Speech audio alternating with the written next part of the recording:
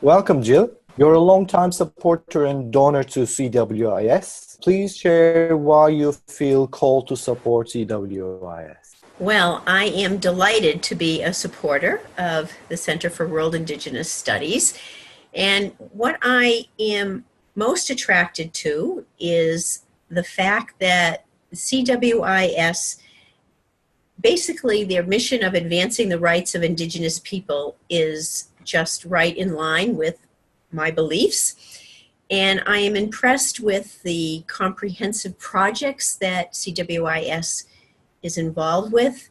I'm especially attracted to this one particular research project where caregivers were, there was research on caregivers who were caregiving to people with dementia, and they wanted to find out whether or not the touch therapies and massage therapy would help alleviate some of the stress.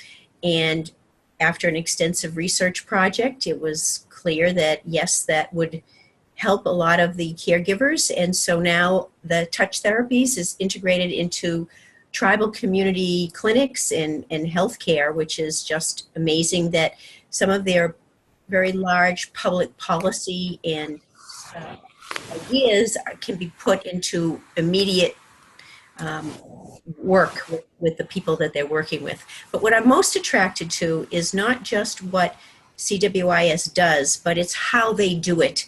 I am so in awe of the way that they respectfully respond to requests for consultations, that they do not impose their own strategies or their own values. They work in collaboration with the Indigenous peoples who are requesting consultations and requesting ways of them feeling more empowered with their own communities. We know that you are a committed activist working for social justice. And can you share a bit about your work, please? Sure. Right now, I'm very active in an organization called Jewish Voice for Peace, and I work in Boston. It's a national organization, and the main mission with Jewish Voice for Peace is to really push forward the rights of Palestinians, and basically to end the occupation in the West Bank and in East Jerusalem and in Gaza, to allow the right of return of Palestinian refugees, and also to make sure that there are equal rights for Israeli citizens, Palestinians, Israeli citizens who are Palestinians.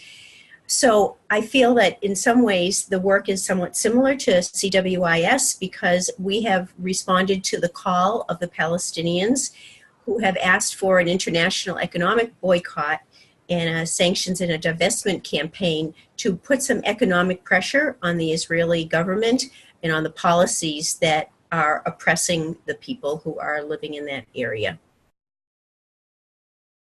My next question is, what would you share with people who are considering making a donation to support the work of CWIS about why their donation is so essential to the work of CWIS?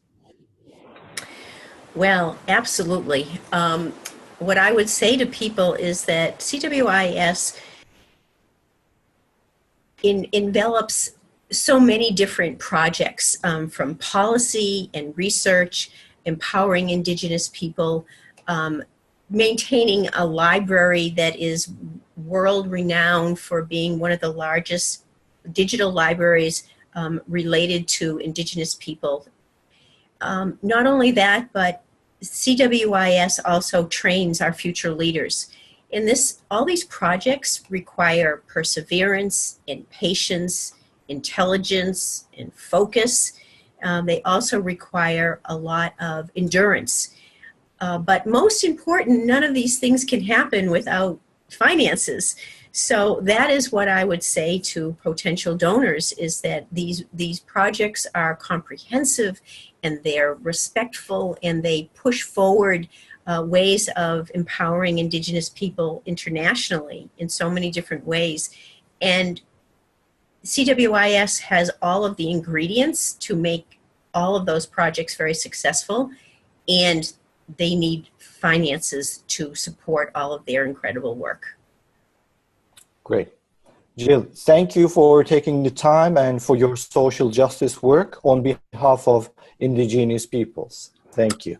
Thank you.